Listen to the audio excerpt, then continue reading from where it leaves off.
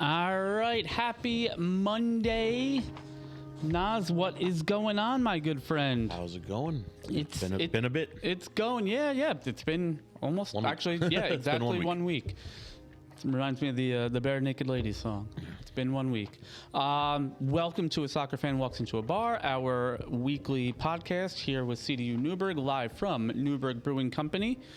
We will chat, generally speaking, especially this time of year, very England-centric. Yep. Whether it's Premier League, whether it's, those domestic competitions. Obviously, we're still on a bit of a Champions League break. MLS has not started back up yet, although we do have some MLS news, plenty of off-season, transactional stuff, that kind of thing. And believe it or not, they are almost ready to report to preseason. I think a lot of them already have, at least for their medical testing and stuff. And the season kicks off, the regular season kicks off in about 5 weeks. CONCACAF Champions Cup kicks off in about 3 or 4 weeks, I think. So, just when we thought that we were into the off season, it's right back at it. How was your week, though? By the way, it was good. It was busy. Back to work full week on. Yes. After having 2 half our weeks. post-holiday lull is over. Yeah. My boss is retiring, so everybody's getting ready for that. Well, congrats to your boss. Well deserved, I assume. Yes, he's been in the business for 40 years, I think he said. Yeah. I've been doing this for 2 years, and I'm like, I feel like it's been forever. So, and by the way, this will be our last stream stream with the Christmas tree here until the following winter. So we will be taking that down probably this evening, and making room for the 2026 World Cup ball and some more scarves and more decorations. We've had some incredible donations actually over the holiday season. Not least of which is our Borussia Dortmund ornament, but we also have a Borussia Dortmund scarf to put up as well. So we'll find some more room for that. We might have to, I don't know, we'll have to do some redecorating and maybe we'll get rid of a couple things. Maybe we'll get rid of the international scarves until the World Cup, and we'll keep it to club stuff. But it was a good, busy week for all of us. Obviously a midweek Premier League week, and then FA Cup on the weekend. Lots of as we say here in America, cup sets. So let's jump right into it. We will start with the Premier League. Just a couple oddly enough, all 3 of the top teams had the same exact result, which was rather interesting. I mean, it's funny we say top 3, but also it technically was top 4. Oh, that's Liverpool right. and Arsenal were together, so all of them did not change. That is true. So we will start just briefly with Crystal Palace hosting Aston Villa. Again, it was a scoreless draw. Not much, in it to report about. Oliver Glasner's, shine, dare I say, might be starting to wear off a little bit. We'll talk more about them with the FA Cup as well. But a scoreless draw for both them and, well, not scoreless, but Manchester City at home against Brighton. Brighton is, in my opinion, back to life here. They've really looked good of late, despite conceding possession to Man City, which just about every other team in the world does. Yeah.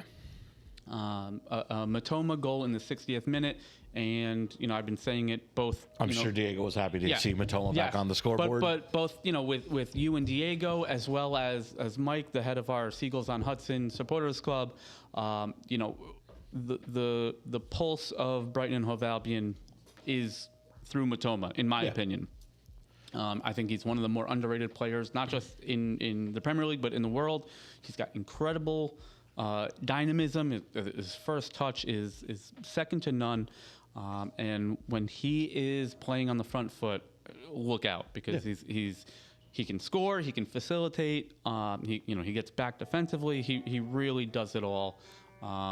And the 1-1 draw shows it. Yeah, I mean, I'm sure, again, all the Brighton fans and everything are going to hope that this can essentially turn the season around. They can start, again, they're not far off of European contention, so hopefully they can essentially fight for it again. Yeah. I think they're maybe 6 points out. Yeah, I'm going to look right now. They are on 29 points. Yeah. Yeah. So, and that's just 6 points out of Champions League. Yes, 5 points out or 4 points out of Europa. Yes. And then it'll depend on who wins finishes the FA where and Cup all and, that, yeah. and that kind of stuff. If any English teams win their respective European competitions, this year, and that would kind of move everyone down the pecking order a little bit. And look at surprising Brentford over there in fifth place as well. So it really has been and continues to be a very interesting mercurial Premier League It's table. definitely a season that not many people expected. No, I mean we were talking about it, last week about is Bournemouth worried about relegation? Yeah. They are struggling without a doubt. I don't think they are in the relegation, discussion, but from currently 15th place, on 26 points, like we said, they're only from 15th place. They're 9 points out of Champions League right now. It's just like unfathomable that a team can seemingly be doing that poorly in the league, but Be right only a next week to or the two out of Champions League contention. I mean, So, again, it just speaks volumes about the Premier League and Yeah. how tough of a league it is. Yep. Red Card FC was back in better than yes, they ever. struck again. Chelsea's Mark Cucurella got a 22nd minute red card as Chelsea traveled to Fulham. Fulham did win 2-1. Raul Jimenez, for our Mexican fans, scored the opener for Fulham. And he is seemingly back on track. He's had a troubled career ever since, that head injury with Wolves. But he seems to be kind of back and right where he was prior to that, scoring goals in bunches, doing well for Fulham, doing well for the Mexican national team. So that's obviously a good look for both club and country as the World Cup is on the horizon. We're 5 months out. Almost to the day. I think June 14th, 6th, 11th, something. Somewhere Was that the game that Harry Wilson had that insane strike, or was that the previous? No, Fulham that game? was the. I think that was that 2-2 game. Yeah. Right. That Yeah, was, that's right, where he Liverpool, tied it was up. that Yeah, the yeah. Liverpool match? I think so. Yeah, that was Fulham Liverpool. I mean, he'll be happy to be back that on was the score sheet. That was Harrison Reed. Harrison Reed. Okay, Yes, okay. but Harry Wilson also scored in that game. Yeah. So, again, Fulham was struggling pretty mightily. They still are. Where are they? Actually, they're in 9th place now. So they're on a bit of good form. Moving over to the South Coast, Bournemouth hosting Spurs, and the hot seat for Thomas Frank is really heating up even more. I'm on record. I think Thomas Frank did an incredible job at Brentford. I think he is just running into typical issues that Tottenham has had for the better part of 2 decades. I don't put this on Frank, but outside of upper management firing themselves, who's next? I don't know. Again, I don't want to say that they won't fire him. I feel like they'll try to give him at least one more season, because again, he technically did inherit it from Ange. Yep. And they still are set up to play Ange ball, and obviously it's not working under Thomas Frank. But that's the thing. Like, I'm hoping they. Again, I really don't care what happens with Tottenham, but as a soccer fan, I'm hoping they give him an off season to try and right the ship. And we kid that it's as an AC Milan fan about Inter Milan, as our Liverpool fans out there talking about Everton, as you being an Arsenal fan, obviously you want to beat Tottenham every chance you get, Right. but you also you want to beat them when they're good. Like it's a bit counterintuitive, but we talked about it toward the end of last year. Well, let's put it with this way. Everton, right? Well, let's put it this way. If they get relegated, there's no more. Exactly. There's no North rivalry. London derby. Yeah. Yeah. So, and we talked about that last year when Everton was struggling mightily, and there was the premise out there that they might be deducted points because of some financial stuff. And we said it here. I think even Liverpool fans, the league is better when Liverpool and Everton are in the Premier League. Correct. I think the league is better when you have Arsenal and Tottenham both in the Premier League. So from that standpoint, even from a big Arsenal fan, I do think, you again, rivalry, even more so. You want them in the league so you can play them twice a year. Correct. And then, possibly in various cups as I well. see Semenyo gifted the Bournemouth faithful my a God. gift on the way out. A 95th minute goal Yeah. for Bournemouth. So they won 3-2. Really, you got goals from everyone you would have wanted one from. Evan Nielsen is slowly getting back on track after struggling mightily early in the year. Krupi is just scoring anytime he's on the ball, seemingly, and wonder goals too, not just like cheap little dinks here or deflected shots there. And then Semenyo in the 5th minute of stoppage time to give Bournemouth a 3-2 win. This was their first win since before Halloween. Yeah. So it came when it was absolutely needed on Semenyo's birthday, on his last day with the club. So it really was the fairy tale finish in front of the home fans that everyone wanted. Oddly enough, Bournemouth only 3 shots on target. They all wound up being goals. And we're definitely noticing that kind of a trend lately. It seems that the conversion rate of shots on target are so much higher this year. I don't know. I assume, I don't think it's goalkeeping ability. What I'm assuming is, the analytics are out there and players and teams are just not shooting from positions where we think they would be shooting from normally because it's not a high enough percentage shot. Well, I also wonder if it also stands to be what defines a shot on target, because Liverpool and we'll get to it when it comes up. Yo, Red Black, welcome in. Red Black, how's it going? Hello. Yeah, you'll again. We'll get to it when we get to the Arsenal Liverpool game. But the Liverpool hit the crossbar. So To me, that would be on target. in soccer, a shot shot off the post or crossbar is not a shot on target. Yeah. The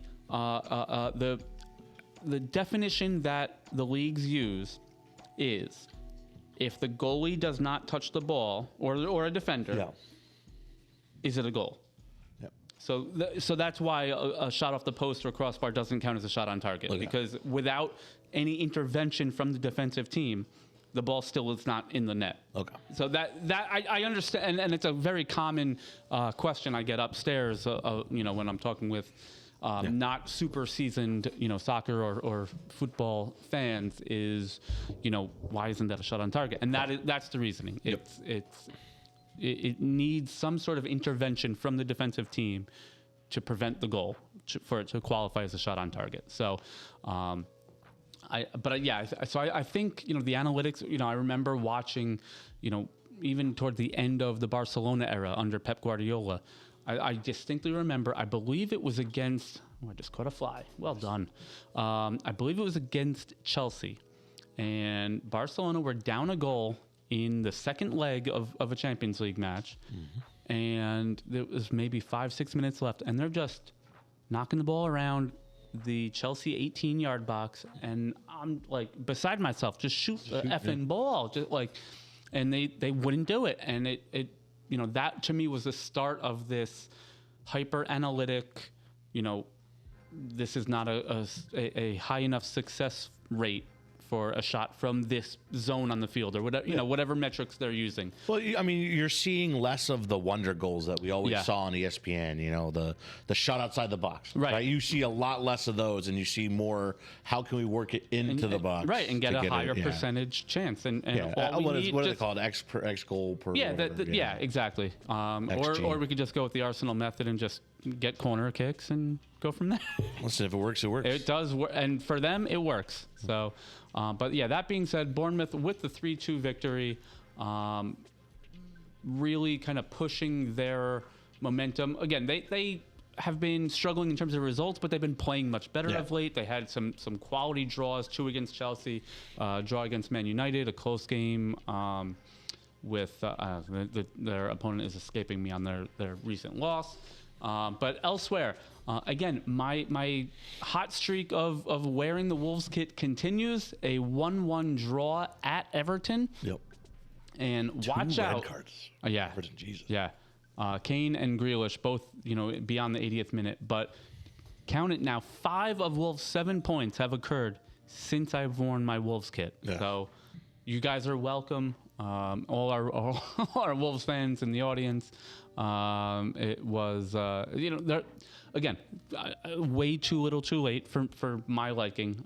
They are... Listen, they're 7 points off of West Ham. Yeah, but they're 14 off of Forest to get out. Well, listen, if Arsenal beats Forest and Wolves win, Oh yeah, then I mean it's not they're all 11 impossible. off. It's not impossible. It's improbable. If we were playing the game of Hangman, they'd only have a couple body parts left. Correct. Before Yeah. before losing. So, but that being said, big ups to Wolves for not consigning themselves to relegation immediately. I've been on some bad teams at a high level before, both as a player and a coach, and that wears on you. It becomes very difficult to, one, even just get out of bed in the morning, but two, get yourselves and your teammates up for, a match, especially an away match in Liverpool at Everton.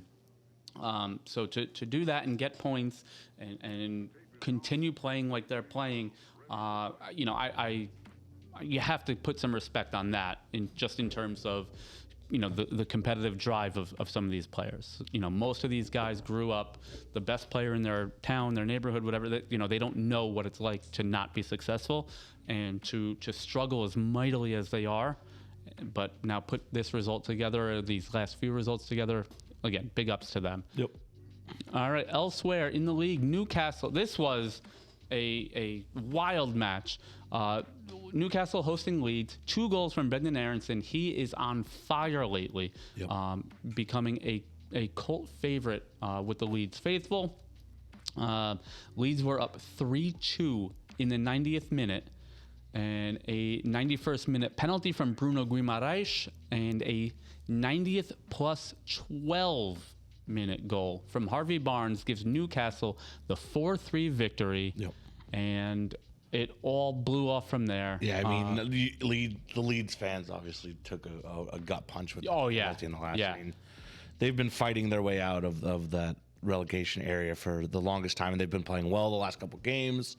So to not catch that draw against the 6th place team, just Yeah, and Newcastle has had some mixed results. So, up until, the last couple of weeks where they're now on a 3-match win streak, they had some struggles of their own. So for them to, snatch victory from the jaws of defeat here really, puts them in a good spot, right back in the Champions League battle. They had an incredible cup match as well. But our last game of the weekend, of the midweek. I know it's such a bizarre thing. Arsenal hosting Liverpool, a clash of the Titans here.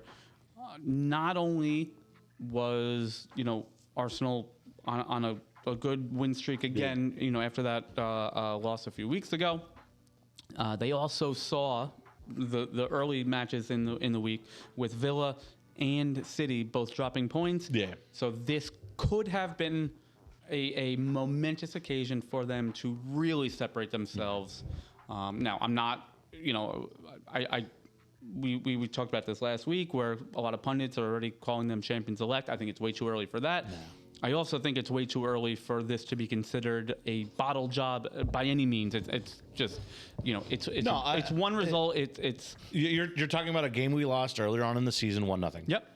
To, again, like Pep Guardiola said it to himself, we're playing against the previous champions. Yep. And that's who you're trying to, measure yourself with. And we drew them. Nasty playing conditions. That all rain the players were getting wild. All the players were just slipping around, all that kind of stuff. I feel great that we didn't allow a shot on target for Liverpool, who's known for those fiery goals. So, yeah, for me, I had so many hopes for this match. Although now thinking back, the return leg back in, what was that, August, September, other than a wonder goal from Szoboszlai, there wasn't much in that match either. The same. So much of the same. Really, the the biggest story out of this is Connor Bradley Out for the season. Out for the season, suffering. It looked pretty nasty when he came down on that knee. This is according to BBC. Yeah, there was no contact. Yeah. He was just chasing the ball and just chasing it down, and just took a funny step and then went down. It was late in the match. Gab Martinelli obviously took a lot of heat for kind of trying to shove him off the field. Yeah. In his eyes, and No. Again, his back was turned. Yeah. He turns around. He sees the player crawling back onto the pitch. The guy's dragging himself to the pitch. So all he's thinking is this guy's down and he's time wasting. And he did, for the record. Yes. Martinelli came out with an apology. He said he spoke with Connor Bradley after the match. Yeah, whether it was, I don't think it was in person. I think it was probably via Instagram or some sort of messaging. Yeah. And by all accounts that I've seen, they're all good with it. He apologized. He didn't realize. Yeah. And I will say, despite I'm sure the significant pain that Bradley was in, after Martinelli kind of shoved him off the field. Yeah. He, through that pain, dragged himself back onto the field to make sure that the match would not restart before he received treatment and/or got that sub. Yeah, I mean, and again, all health to him for what happened. Yeah. He'll be back. Again, his season's done. Hopefully, he'll be better for the World Cup. Yeah. All right, so that is going to do it for match day 21 from the Premier League. We are right up against an ad break, so let's take that quick commercial break now. We'll be back with FA Cup action, and then we got plenty more. We got 100 miles to home. We have some MLS news to talk about. We have some more midweek matches in other cups. So stay tuned. We'll be right back, guys. Cheers. All right, welcome back to A Soccer Fan Walks Into a Bar. I am Dave. I have Naz here beside me. We just wrapped up section 1 of our week abroad. We spoke about match day 21, and here we are with an FA Cup weekend. This was I believe the 4th round proper, which is the first round that features Premier League teams. I think they call it the 3rd round because the 4th round is next. Okay. So the 3rd round. And by the way, as we talk about the previous matches, it did just go final earlier today. Liverpool defeated Barnsley 4-1. Yep. So that is, that was the expected results. We did have some major upsets. First and foremost, I shouldn't say foremost, but first, we had Wrexham taking it to Nottingham Forest. Yeah. And they wound up winning in penalties, but they had a 2-0 lead. It took some late drama from Forest to really pull through and take it to extra time. Despite dominating the match, Wrexham at home really played their game to their best of their ability. And they wound up winning 4-3 in penalties. And then, speaking of giant killings, non-league Macclesfield Town. Yes. I can't believe we're saying this, but this is the beauty of the FA Cup. This is, why, most other countries love promotion and relegation, and they love these types of competitions as opposed to the playoff system. Macclesfield hosting cup holders and Premier League team Crystal Palace. And Macclesfield wins 2-1. They were up 2-0. A Jeremy Pino goal in the 90th minute really brought some extra drama. But non-league Macclesfield has moved on at the expense of the defending champion Crystal Palace.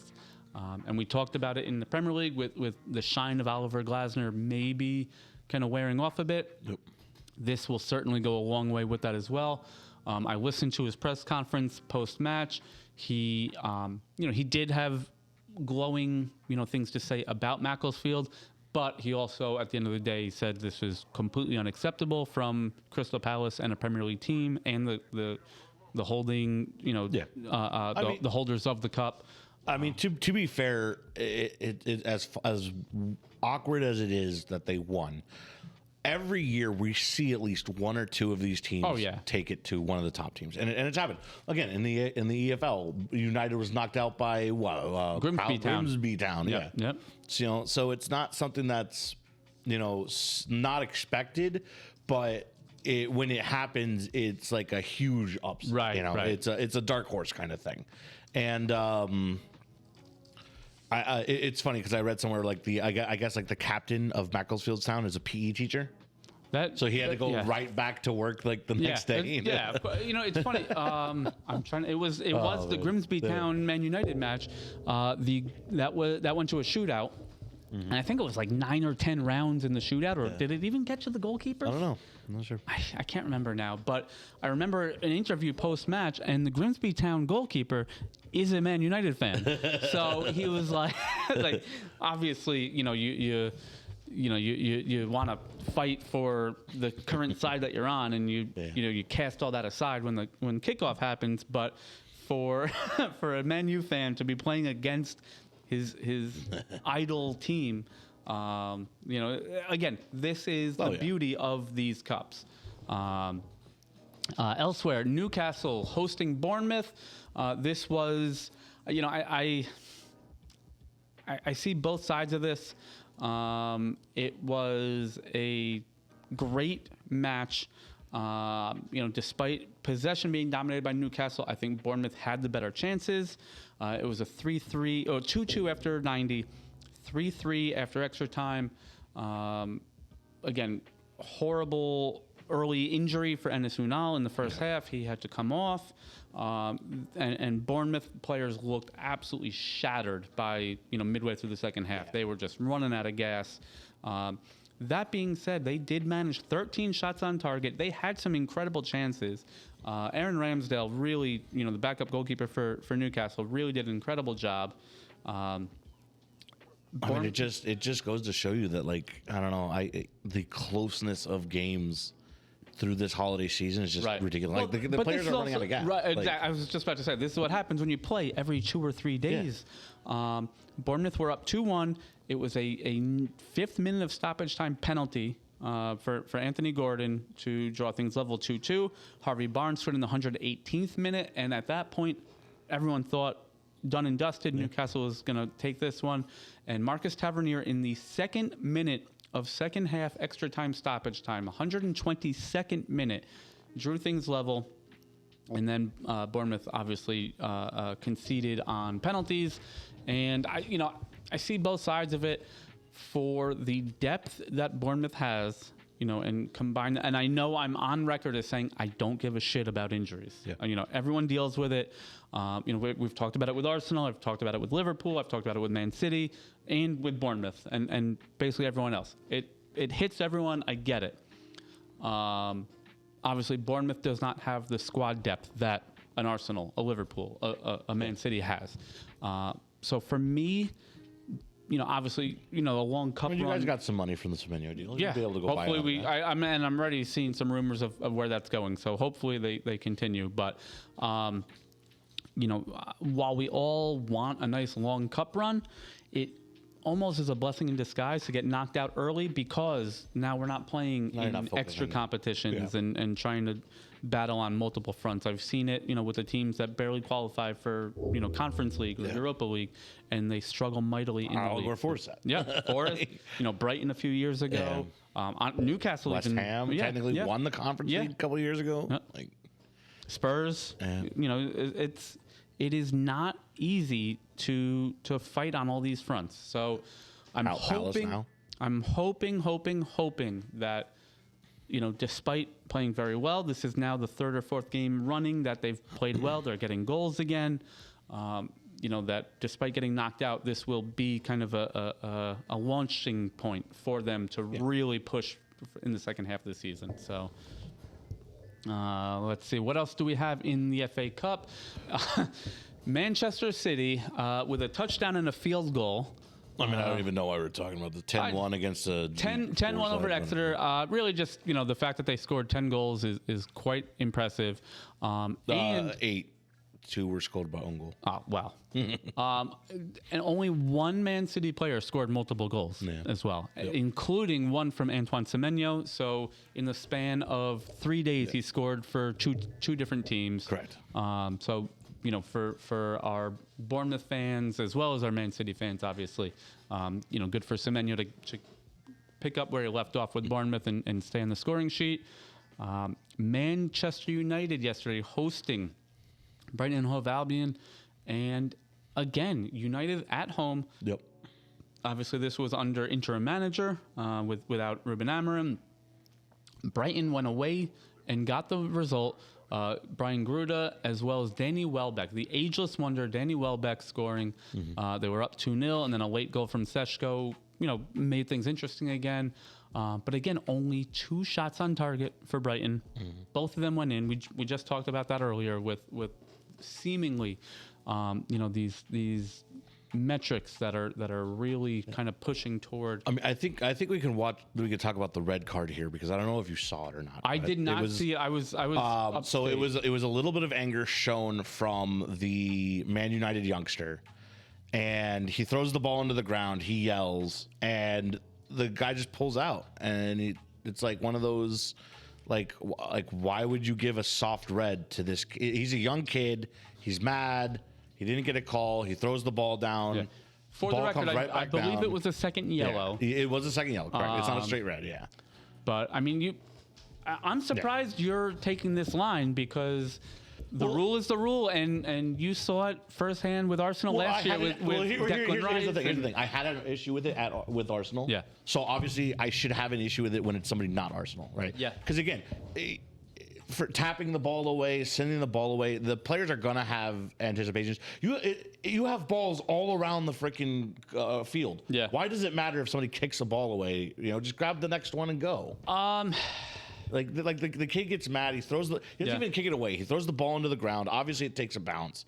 And then they're like, "Oh, here's a second yellow," and it's like, how soft has the game gotten? Again, to get a yellow I did not. yelling. I obviously did not watch the match live. Yeah. I did talk to a few people, and they said, really, since he came onto the field, he was like towing the line of. Well, again, he's an 18-year-old kid who's like excited to play and probably one of his, Yeah, I mean, well, you know what? Maybe this is the learning point, the lesson that he needs. So, I mean, people used to call what was it, Skelly a walking red card. Yep. So All right, so let's see, where are we here? Let's run right through. We will go right to 100 miles to home, our MLS coverage. Yep. Again, most of this is going to be just kind of transactional. St. Louis City finalizing a deal to acquire Daniel Edelman from the New York Red Bulls. Edelman, and if you talk to Red Bull fans, even me as an NYCFC fan, he was a big piece of what Red Bull was and what Red Bull is. So a lot of disappointed fans in that. He made 118 appearances for Red Bull New York. Yeah, he was actually the captain of the U20 U.S. team at the Youth World Cup. And I believe it was for maybe $700,000 in general allocation money. So that's the part that really is turning a lot of Red Bull fans off. Well, my issue is you're a Red Bull affiliate, right? You're supposed to be New York's main team, right? NYCFC is the new kids on the block. Yep. And you can't get anything going. You've always been the bridesmaid. Yeah. Right? You've made it to the final several times. You lose. Yep. I think they have one or maybe 2 supporter shields. I don't know offhand. It's and it's one of those things that's like, what is going on at Red Bull? Like, are they looking for their identity again? Is it an issue upstairs? Like, no, I don't get it. A little bit of both. I mean, Jurgen Klopp is supposedly there. I am seeing reports that Red Bull does have another defender. Right? He's a pretty sure he was a defender, right? $700,000. $700,000. They do have someone within their youth system to immediately replace Edelman. So maybe that's it. Again, someone with this much promise and who was a captain for the U.S. youth national team, you'd like to see that move to Europe as opposed to another team in the MLS. But you know, I don't know. It's I don't know. I just feel for them because again, like that's Red Bull's always been New York's mainstay team, and to see NYCFC essentially come in and sort of take that limelight, it just, I don't know, it's frustrating to the Red Bull fans. no, and on the other end of the spectrum, we go from a U20 youth national team to a 38-year-old Argentine midfielder Maxi Morales. It is announced with NYCFC that he has re-signed with the club for the 2026 campaign. He has been with the club on and off since 2017. He did take a couple years, 1 or 2 years, I don't recall now. He went back to Argentina, and he was back. He had a great playoff run, and and if it weren't for a couple injuries to Pereira and to Alonso Martinez, we might be talking about another title for NYCFC as they really came hot late in the season. So, big ups to Maxi, and I look forward to watching him, both on TV as well as live at the stadium this season. So yeah, let's I guess we'll just keep running through what's on tap. Yeah, that's fine. It's another weird week. We're kind of still in this weird festive season. Well, again, we have again, it's been 7 days, and we're looking at 3 different competitions. Yeah, like EFL is Wednesday. Yep. Like, I just don't get it. So Tuesday afternoon, I do believe we'll just check out our Instagram probably this evening or tomorrow morning. For sure, if we're going to be opening, we are normally closed on Tuesdays, but we do have 2 of our supporters clubs in action on Tuesday, a 2:30 kickoff for Borussia Dortmund as they host Werder Bremen. And then right after that, Newcastle hosting Manchester City in the EFL, or also known as the Carabao Cup for sponsorship reasons. Yep. So we're gonna do our damnedest to try to at least get the bar open for those 2 matches. But like I said, stay tuned and check out at CDU Newburgh on Instagram. Then Wednesday, 3 p.m., a London derby in the EFL Cup. Arsenal traveling to Chelsea, or as I said before, Red Card FC. Yeah. Also, I should mention, even without Enzo Maresca, they are still the reigning club world champions. Correct. So. It is weird because normally this would be a tournament that Arteta does not take seriously. Yeah.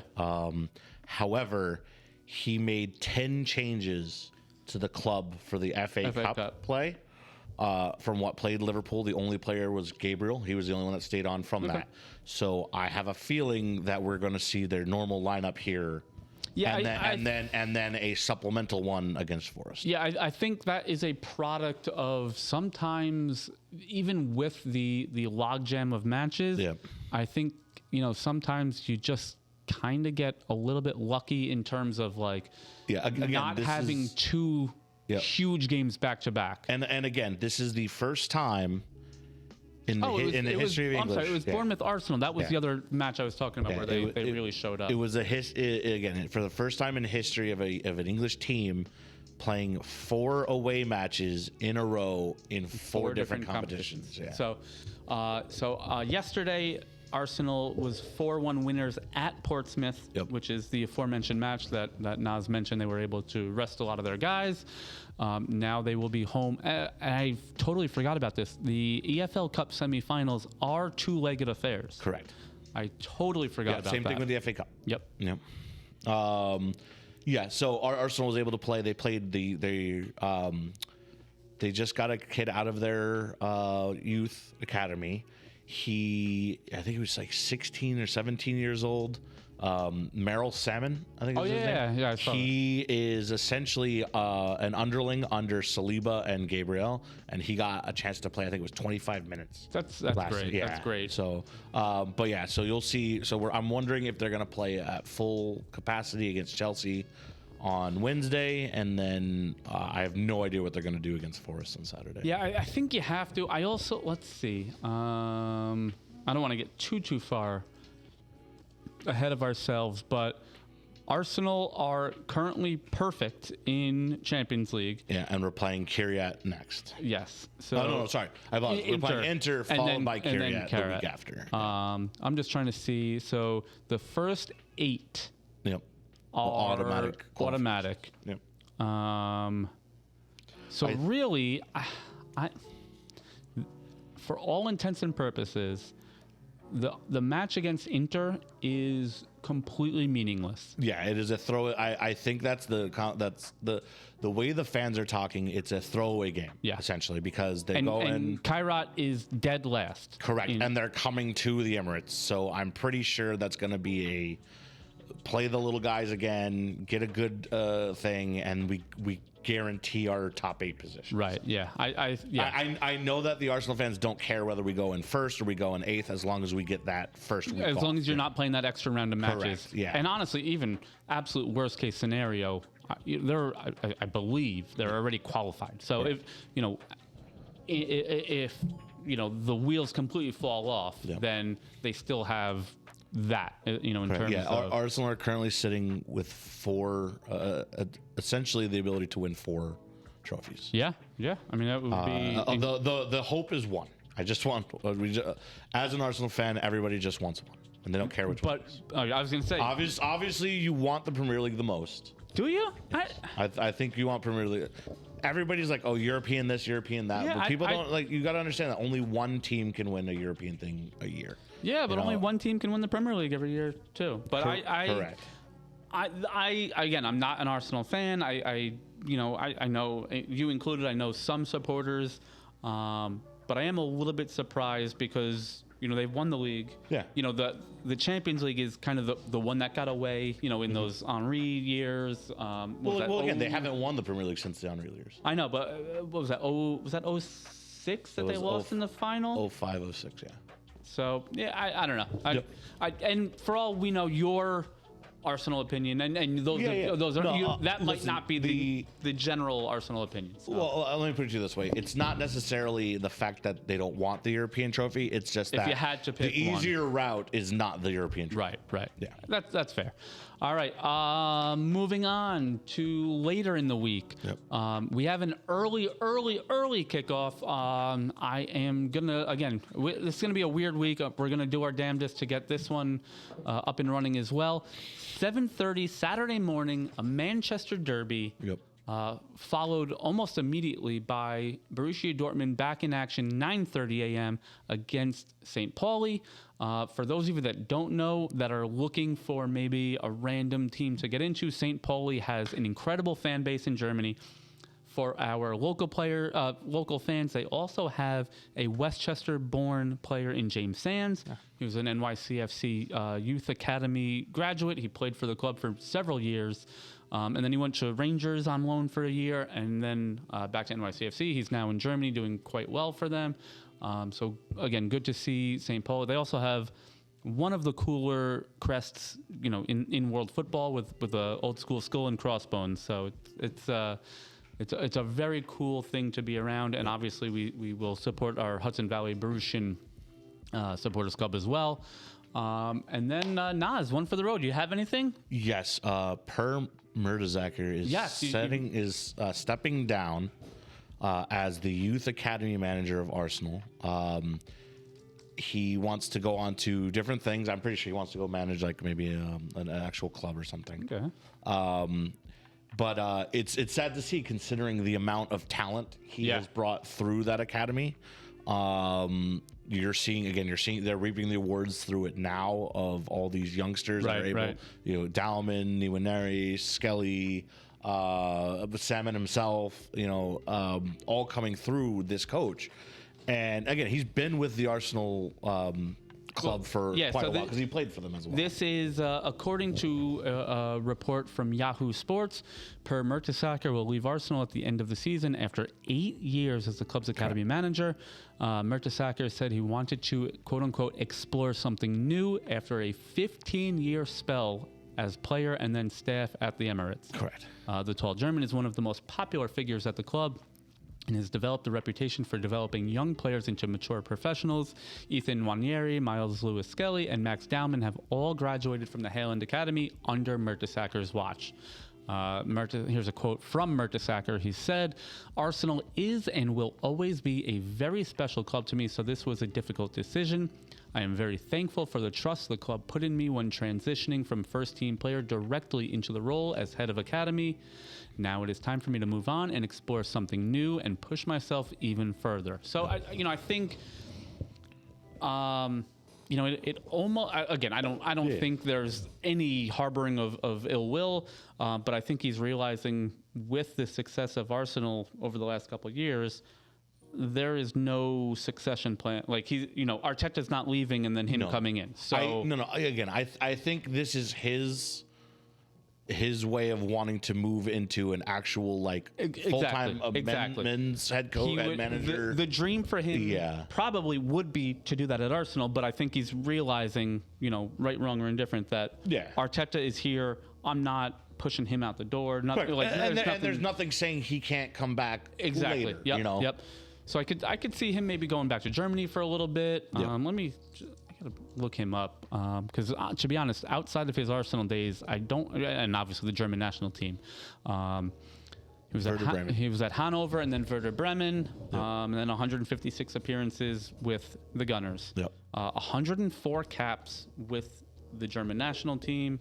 I'm assuming, and again, he's one of the reasons that they say that our defensive players coming out of the academy are so well, because he played from 2011 to 2018 for Arsenal. So it's funny, that was kind of that, when we talked about it a little bit, that was that weird era with just not running fourth all the time. Not being Leicester beating us out. So with Werder Bremen, he actually won the German Cup and was a UEFA Cup runner-up. He's a 3-time winner of the FA Cup, 2-time winner of Community Shield, and then obviously he 2-time third place award with Germany at the World Cup, and then obviously won the 2014 World Cup. They were runners-up in the 2008 Euros. So I'm actually surprised he was never, in a Premier League best 11 or anything like that.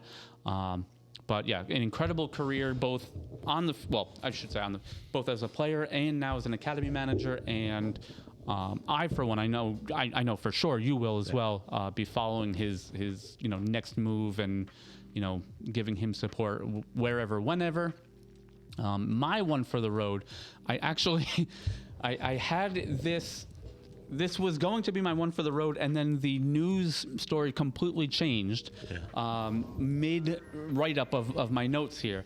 So one for the road, Real Madrid has announced according to them, mutual agreement, that Xabi Alonso will no longer be the manager at Real Madrid. My initial newsworthy statement was going to be that after losing the Supercopa de España to Barcelona 3-2, Xabi Alonso was directing his squad to form a guard of honor for the newly crowned champions Barcelona, and Kylian Mbappe refused to do so and was encouraging his teammates to walk off the field. So a lot of strife there between player and manager. And we've talked about this at length with the kind of villainous arc that Kylian Mbappe has now taken since his last year at PSG. I mean, you see it sometimes when those players go to Real Madrid and Barcelona, they get that arrogance fully comes right. Because again, now they've made it to what is essentially the big time. Right? Those are the two that are expected to win everything and play for everything. I understand why he was sacked, but again, you can blame it on my not disdain for La Liga, but my lack of knowledge for it in being that, again, it's a 2.5 horse race. For them to sack him, even though they're 4 points behind Barcelona, and the other thing was too, a friend of mine who lives in the local area, Roberto, he comes up and he's like, "Oh, that's right, yeah." And he was like, "Oh, Super Copa final today, today," and I'm like, what? Yeah. I didn't even know this was going on. What are you talking about? He's like, yeah, it's Real Madrid and Barcelona. I'm like, of course it is. Yeah. All right. So it used to be a one-off match. Yeah. It is now a 4-team competition in. I don't know where it was this year. Was it in? It's usually the last few years. It's been in the Middle East. I don't recall if it was in Qatar or Saudi Arabia this year. Let me just see. It was. Let me see if I have a. What is this, like their FA Cup, or is it just No, a it's more one-off like thing? the Community Shield type. Oh, So but why do they do it in the middle of the week? Like, that's weird. Because they do it in the winter in the Middle East. In the Middle East, okay. Yeah. So this was in Jeddah, which I believe is Saudi Arabia. Yep. Let me just confirm that. Yeah, Jeddah is a city in Saudi Arabia. So that I believe that's where it's been the last few years.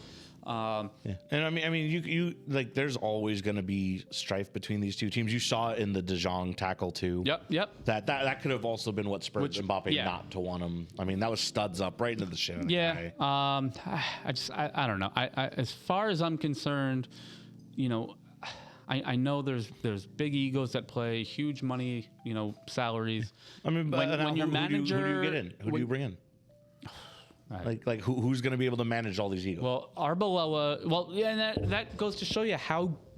Again, I am a huge homer for this guy, but that shows you that the way Carlo Ancelotti did things at Madrid with these big egos, it's not easy, and you know, to just kind of sit back and let them handle themselves for the most part, maybe that works best as opposed to a more hands-on approach and more domineering. We've even starting to see it a little bit with Hansi Flick at Barcelona, where the first year it worked wonders, but now, you know, are these players starting to get a little bit tired of you know, the rigidity of everything that they've got going on. So at any stake, that is going to do it. We will keep you posted with any, you know, new coaching changes with Real Madrid. But I believe Arbeloa will be the interim manager for the time being. Please give us a follow on Instagram. Our website is up and running, www.cdunewburgh.com. You can hit me now directly, dave@cdunewburgh.com via email. Check us out on Facebook, here on Twitch, obviously, YouTube. We will see you hopefully tomorrow for our watch parties. Yep. If not, Saturday morning, bright and early for the Man City game as well, or the Manchester Derby, as well as the Pour Over, our weekend preview show. And I think that's going to do it. Thank you, Naz. By the way, Diego is feeling under the weather. That's why he wasn't here today. So Yes. we wish him well. And yeah, that's going to do it. We'll see you soon, guys. Cheers.